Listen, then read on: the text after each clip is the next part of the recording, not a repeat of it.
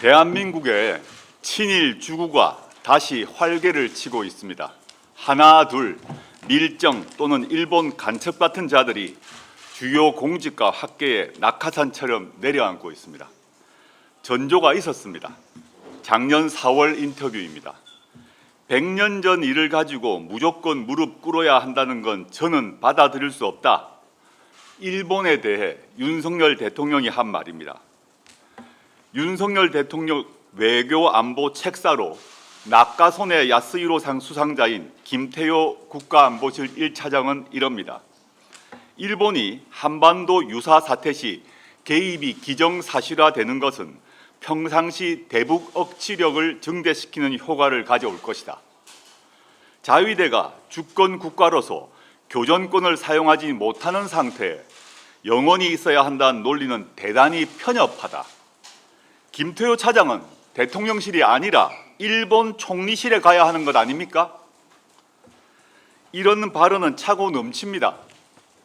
우리나라는 친일 청산할 것이 없다라는 김광동 진실화해위원장, 일제 때 쌀 수탈이 아니라 수출이라는 김낙연 한국학중앙연구원장, 준비 없이 근대화 흐름에 따라 밀려왔기에 실패했다는 이배용 국가교육위원장, 급기야 1945년 8월 15일은 광복절이 아니다라며 광복을 부정하는 김형석 씨는 독립기념관장이 됐습니다. 이 모두 5.18 광주민주화운동기념관장에 전두환을 임명하는 꼴입니다. 이런 의문이 듭니다. 용산 대통령실이 점검하는 공직 예비 후보자 사전 질문서에 일본 식민 지배로 조선이 근대화되었다고 생각하느냐? 류의 질문이 있고, 그렇다고 대답해야 후보자가 될 수 있는 것이 아닌지 의문이 들 지경입니다. 친일 성향이 있었던 이승만, 박정희, 이명박, 박근혜 정권도 이러지는 않았습니다. 역대 어느 대통령도 공개적으로 친일 발언을 하는 후보자를 중용하지는 않았습니다. 친일 논란이 벌어지면 오해라고 해명하는 신용이라도 했습니다. 이 정권에서는 그게 뭐가 문제냐라면서 당당히 반박하고 나섭니다. 검찰 쿠데타로 정권을 잡더니 역사 쿠데타를 획책하는 것입니까?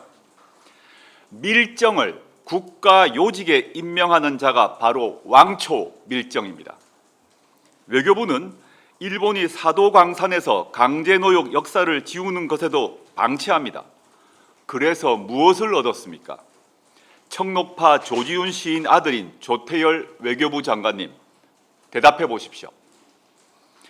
대한제국이 존속했다고 일제보다 더 행복했겠냐라는 신원식 씨가 국방부 장관이 되었습니다. 최근 조약에 준하는 한미일 군사협정에 서명을 하고 돌아왔습니다. 머지않아 독도 앞에 우길기를 단 일본 전투함이 출현하고 한반도에 일본 자위대 파견대가 들어오는 끔찍한 상황을 상상하지 않을 수 없습니다.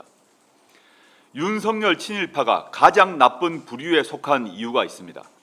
잔혹한 식민정책의 강제성을 교묘하게 부인하는 것입니다. 위안부, 징용, 수탈도 강제가 아니라 합법적이었다는 식입니다. 일제의 한반도 식민지화를 긍정하는 매국적 발상입니다. 앞으로 이들 목소리가 대한민국에 퍼지면 백범 김구는 테러리스트라거나 이완용의 결정은 민족을 위한 결단이라거나 대한민국 건국일은 1945년 8월 15일이라거나 이런 주장이 득세하게 됩니다. 헌법에 담긴 3.1운동과 임시정부의 의미는 뒤로 밀려날 것입니다. 역사를 잊은 민족에게 미래는 없습니다. 빼앗긴 것은 도로 찾아올 수 있지만 내준 것은 찾아올 수 없습니다. 더는 안 됩니다. 저희는 사흘 뒤 정부의 8.15 기념식에 불참합니다. 독립투사와 순국선열, 유족과 후손, 국민께 용서를 빕니다. 그러나 친일파와 밀정이 가득한 권력의 단상을 도저히 바라볼 수 없습니다. 조국혁신당은 친일 밀정 정권을 축출하는 데 앞장서겠습니다. 수권 정당을 향해 나아가는 과정에서 친일파 밀정을 한 명 한 명 색출해 국민께 고하겠습니다. 일제 한반도 수탈이 합법적이었다는 자들, 일제와 우리 조상은 일본 식민이었다는 자들, 조선 근대화가 일본 덕분이었다는 자들, 평생 그렇게 떠드십시오. 단 일본으로 귀화하길 강력히 권합니다.